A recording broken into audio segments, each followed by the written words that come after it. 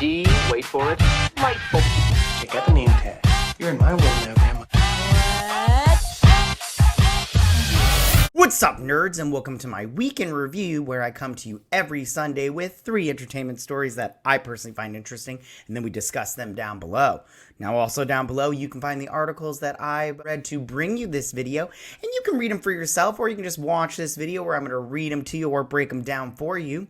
I also want to say that if you like what I do here and you enjoy independent content here on YouTube, please consider subscribing to my channel. YouTube is always changing up their algorithm, and small channels like mine, we just keep getting shoved to the back of the line.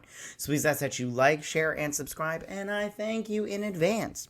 Alright, now that we got that business out of the way, why don't we go ahead and get started? Alright, you guys, so for my first story this week, so big changes are stirring up at Disney as executive turnover brings about a shift in the Palace of Intrigue within the Magic Kingdom. Now, after a 15-year stint, Sean Bailey, the president of Walt Disney Studios Motion Picture Production Group, is stepping down. He's known for overseeing the production of live-action remakes of beloved animated classics. In his place, David Greenbaum, co-head of Searchlight Pictures, will take over, reportedly directing to top film boss Alan Bergman. Now, this shuffle among senior Disney film executives was anticipated by many industry insiders, especially given Disney's recent box office struggles and creative stagnation.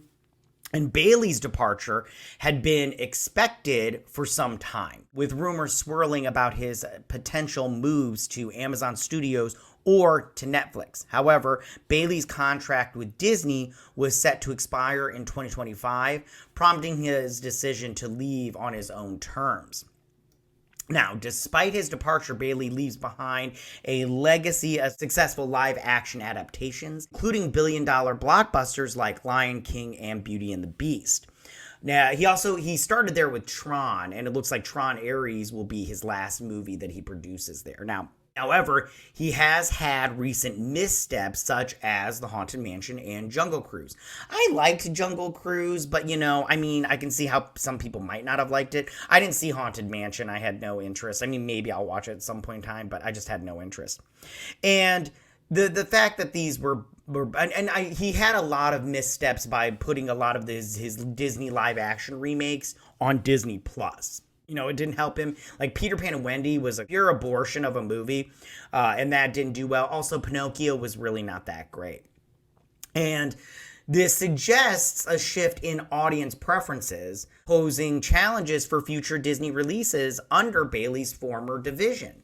Now, he is going to be producing under like his own label or whatnot. It's kind of like what Amy Pascal did when she left Sony.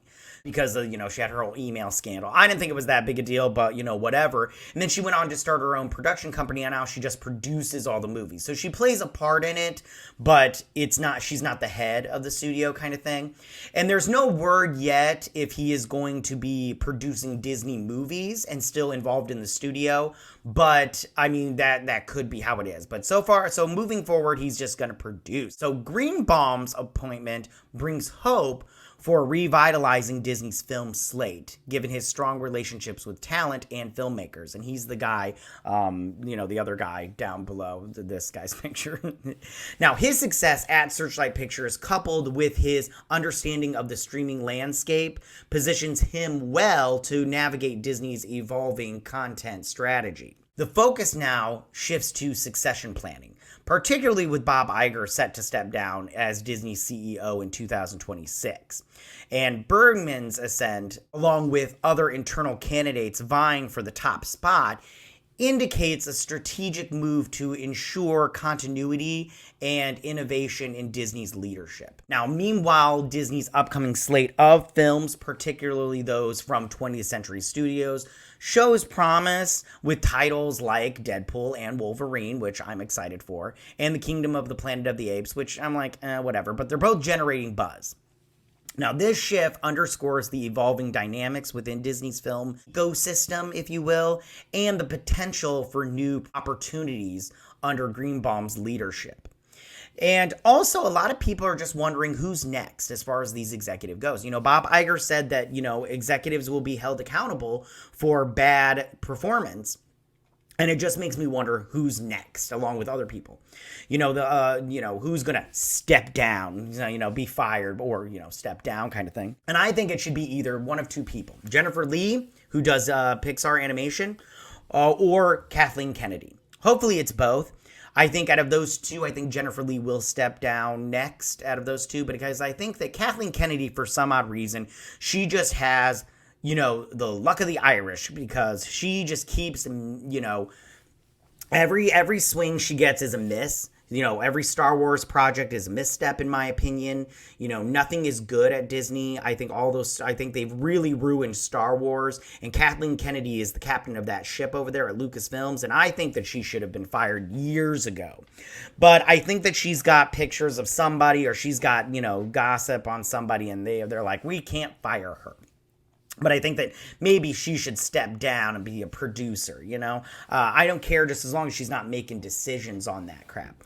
And also the same with Jennifer Lee. I'm sorry. They've been making these decisions. Jennifer Lee, maybe we shouldn't let women in charge, you know what I'm saying? But Jennifer Lee has made a lot of bad decisions. Sure, she did Frozen, and everybody loved Frozen. I personally didn't care for it, but, whatever. And then she did all these other crappy movies. And I think they're really banking on Moana 2 doing well, but I don't think Moana 2 is going to do all that great. I'm really nervous about that movie. I also didn't really like Moana 1, but it's fine. But I also think that when it comes to Jennifer Lee and her decisions, I think that she has made a lot of bad ones. And I think that, go back to Moana 2, they decided to turn a 5-episode show into a movie, and they're just going to link it up with little scenes.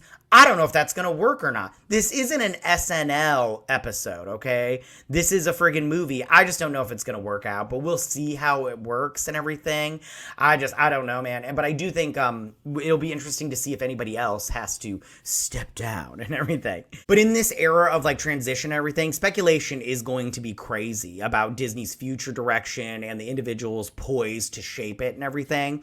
Now, as the company navigates these changes, now all eyes are on its ability to adapt to evolving audience preferences and market dynamics while maintaining its status as an entertainment powerhouse, which I don't know if they'll be able to change course and fix it, but we'll see. All right, you guys. So that was my first story of the week. So for my second story of the week. Okay, you guys, exciting news about the upcoming Superman movie. So we've got some updates on the Superman Legacy story, or should I say Superman 2025. As it's now being referred to. James Gunn recently shared some details, and I want to dive into it because I'm excited. So first off, James Gunn's timing for sharing the news about Superman 2025 was a bit peculiar. I mean, don't you think? I mean, some say it was planned to coincide with Superman's birthday, but others question if it was just to steal the spotlight. Regardless, the excitement among fans is palpable. I know I'm really excited for this movie. I mean, I love DC. I really trust James Gunn, but we'll see, we'll just have to see how it turns out. Now, about the title change from Superman Legacy to simply Superman. Some fans understand the simplicity of just calling it Superman, while others prefer the original title. But hey, a title's just a title, right? I mean, what really matters most is the quality of the movie itself. I personally liked Superman Legacy. I think it differentiated it from the other Superman movies that we've got in the past. And I think that now when you type it into Google, you're just going to be Superman movie, and a bunch of movies are going to pop up, and you're like, I wish you could just type in Superman Legacy, and then that's it. So let's talk about the suit reveal, or the logo. Now, from the snapshot shared, the suit looks pretty slick, in my opinion. I think it looks pretty good.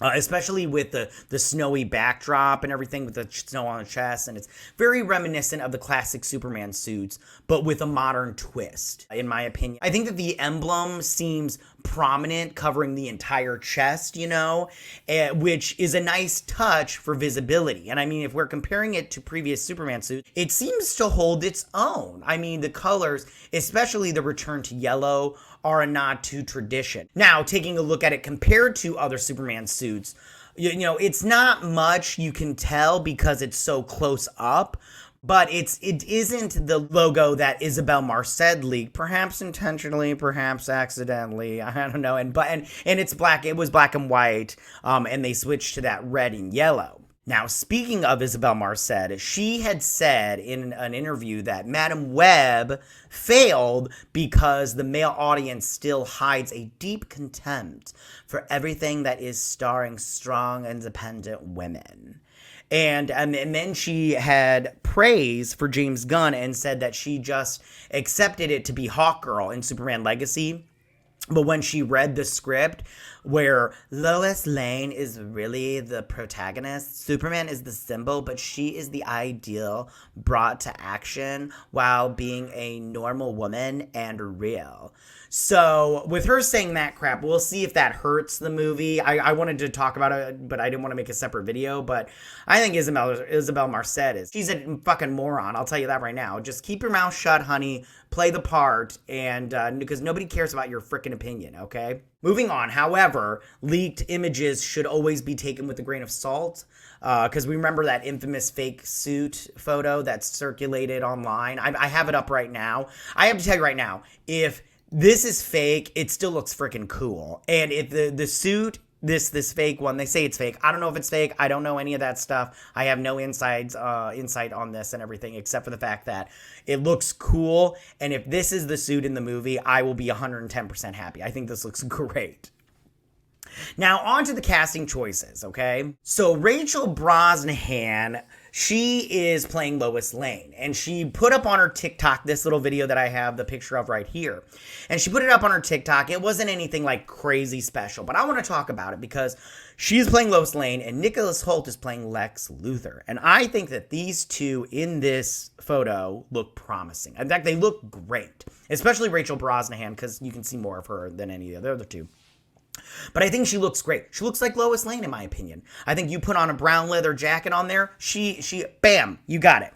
I think she looks great. She's definitely hot. If you've seen her in any of shows she's been in, she's got a nice rack, you know what I'm saying? So we won't get to see that in Superman. Bummer. But I think that her and Nicholas Hoult, I had questions about both of them. I didn't think Brosnahan and Hoult were the best choices. But looking at this photo, I think they look great. I think Hoult as Lex Luthor looks really, really good here, even though you can't really see much. You see like kind of half of his face or whatnot, but I think he just looks great. And same thing with Rachel Brosnahan. She looks very, like I said, they both look promising.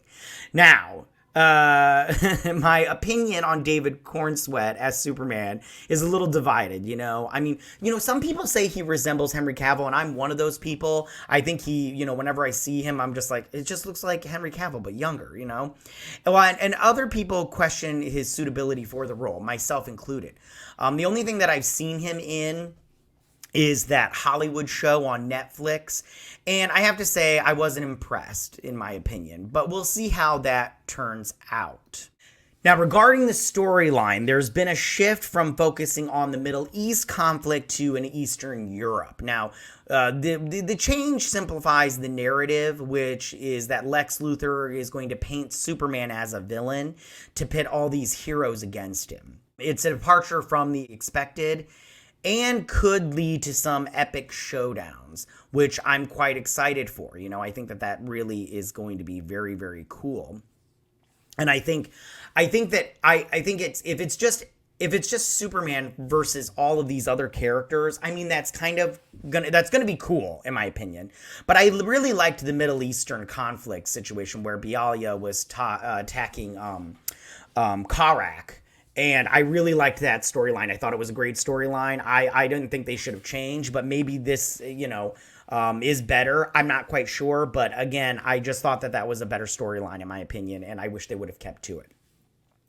All right, but let's talk about the elephant in the room, you guys, the massive budget at over $360 million. And it's raising eyebrows, you guys, with such a hefty investment. Warner Brothers is clearly banking on this movie to be a game changer. But will it pay off? You know, that's the question. Only time will tell. I hope it does. I'm excited for this movie. I'm excited for DC moving forward. And I think that I trust James Gunn. So I'm really, really hoping that it turns out really well. Although $360 million is so much. The CGI better be like flawless on this freaking movie. You know what I'm saying? Now, some speculate that Warner Brothers is making a last-ditch effort with Superman 2025, given the recent shakeups in the studio and Dan Lin's departure to Netflix and the impending sale of Warner Brothers. I mean, it hints at a turbulent future for the studio, but we'll see how it all works out and if it works out for the better. Now, despite the uncertainties, fans remain cautiously optimistic. I'm one of them. And after all, Superman has endured for decades, and there's always hope for a triumphant return to form.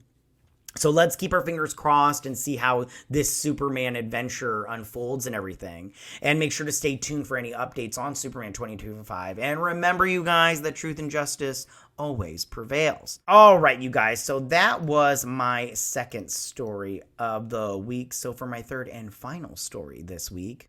Okay, you guys, so who is this ragtag bunch of people right here from a video game, obviously, or some 3D movie? Okay, so if you know who they are, great. But if you don't know who they are, this one right here up front, this white girl with the ponytail, that's Abby from The Last of Us. And we got some casting news for The Last of Us Part 2, Season 2. I don't know if they're going to call it Part 2. But I'm going to pull up this article. Okay, so this is from Entertainment Weekly, and it says, meet Abby's cohorts. The Last of Us Season 2 finds Owen, Nora, and more.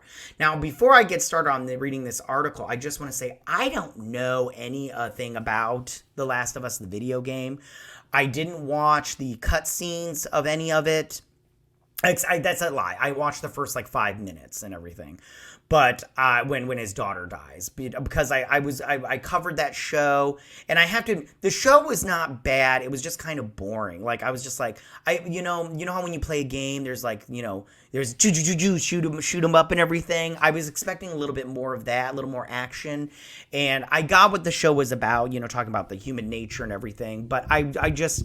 For me personally, that's what I expected more of, but we'll see how it works out. But let's read this casting, because I am interested in seeing different characters and that whole dynamic. So it says, now that we know who Abby will be in The Last of Us Season 2, let's meet her pals. And I did a video on that, you guys, if you're interested in checking that out. But you can check that out over here in the iCard section and everything. So it says 4 more actors have joined the cast for the Emmy-winning HBO drama, which just earned a big SAG award this week for Pedro Pascal's performance as Joel. Again, Pedro Pascal did a good job. I think that he's a good actor, a little too overexposed, but we'll see how all that turns out. Anyways, all of the newcomers are playing characters in orbit of Caitlin Dever's Abby. And I said in my last video with the casting of Caitlin Devers as Abby, I love Caitlin Dever. She's great. So I'm personally for it. So the Good Doctor and Riverdale actor Spencer Lord will play Owen, officially described as HBO's as a gentle soul trapped in a warrior's body, condemned to fight an enemy he refuses to hate. And that's this guy right down here. I think that, he kind of looks like the guy. So, good job. The other woman right here, Ariel Burger, on How to Blow Up a Pipeline, will play Mel. And this is her right here. I think that she looks great. I think that, she looks just like that character that she's playing. She looks just like her. So it says, described as a young doctor whose commitment to saving lives is challenged by the realities of war and tribalism. She succeeds acclaimed video game actress Ashley Birch, who originated the role. Oh, okay. Cool. So I think right here, these two look like their characters that they're playing. So it says, Danny Ramirez, who scored high-profile parts in The Falcon and the Winter Soldier and Top Gun Maverick, he's hot. He was hot in both those. Anyways, is also joining as Manny, a loyal soldier whose sunny outlook lays the pain of old wounds and a fear that he will fail his friends when they need him most. So I think that he doesn't look too much like the character. He's a lot skinnier than that character, but that's fine. It's fine. And then finally, Chilling Adventures of Sabrina and You star Tati Gabrielle, which I did like her in that Sabrina show. I didn't see her in You. I think I stopped watching at that point in time, but she's got a great look. will play Nora, a military medic struggling to come to terms with the sins of her past. Anyways, so these two don't look too much like the characters that they're playing, like the other two, which is fine. It's fine. Everything's fine. So let me read this last paragraph and then I'll tell you my thoughts. So The Last of Us Season 2 has already begun filming in Canada, and these latest casting reveals mean there's only a few key characters left for HBO to confirm. Pascal and Bella Ramsey will return as Joel and Ellie alongside Gabrielle Luna as Joel's brother Tommy, while Isabel Marced will play Ellie's love interest, Dina, which I just did a story about Isabel Marced and how she doesn't know how to shut up and everything. So we'll see how that turns out. They had another actress in season 1, but it wasn't a huge, like, she didn't really talk and everything, so it was fine that they recast and everything. Okay, we don't need that. Season 2 will begin to adapt the events of Part 2 the game, which saw Joel and Ellie now living a peaceful life in Jackson, Wyoming, in the community run by Tommy's wife, Maria. But when a violent event disrupts that peace, Ellie sets out on a mission to hunt down those responsible. Fans of the games are no doubt bracing themselves for what's to come, especially in the recent new release of Part 2 remaster. Now, I have to so let me just talk about this real quick. I'll leave it right here with this picture right here. How do I feel about this? First off, I think the actors, the first two right here, I think they look great. I think they look just like the characters, and that's always a plus for me. I think the other two, though, are good actors, so I'm fine with that also. As long as they do a good job, I'm okay with it. Now, as far as the game goes, I do know what happens in this game in Part 2, and I did hear that they're splitting it up, and what happens at the very beginning of the game to a character will not happen until season 3. So season 2, we won't get any of that. So it'll be interesting to see how they play it up. And I probably won't watch the cutscenes for Part 2, especially if they change it up so much. But as always, we'll just have to see how that turns out. All right, you guys. Well, those were my 3 stories of the week. Tell me, what do you guys think about all of this? How do you guys feel about Sean Bailey stepping down at Disney as the head of the Disney and everything and doing a producing work and everything? Do you think this is a good idea? Do you think good heads are starting to finally roll over there at Disney for bad decisions? Or do you think that he was doing a good job and maybe they shouldn't have, maybe they moved too quickly on this one? You know, that could be the thing. I don't really know. I think anytime you hold people accountable for doing bad work is a good thing. So we'll see how this turns out and see if the people that take his place do a good job. Also, tell me, how do you guys feel about this Superman logo and the change of the name and all the stuff going on? Do you think this is a good idea, bad idea? How do you feel about the logo? I personally love it. I've already stated my opinion on that, but we'll see how it is. And are you still excited for it with the plot change and everything? Do you think the old plot should have stayed the same? Or do you like this new one where Superman just fights everybody? But tell me what your thoughts on Superman 2025. And then finally, tell me, how do you guys feel about this casting for Abby's crew? Do you like these casting choices? Do you not like these casting choices? You know, did you like Part 2 of The Last of Us? Did you like the show? What do you think changes are going to be made to the show? And are you going to enjoy those changes? All that good stuff. But tell me what you think. And as always, you guys, go ahead and leave all your comments in that section down below. If you like this video, go and hit that like button. You know I won't mind. If you're new to my channel, please hit that subscribe button. I'd greatly appreciate it. And I will see you guys on my next week on my week in review. You guys have a good week. Bye. Hey nerds, if you like this video, go ahead and click that Geek What icon and subscribe. And if you like this video, go ahead and join me every Sunday with my week in review.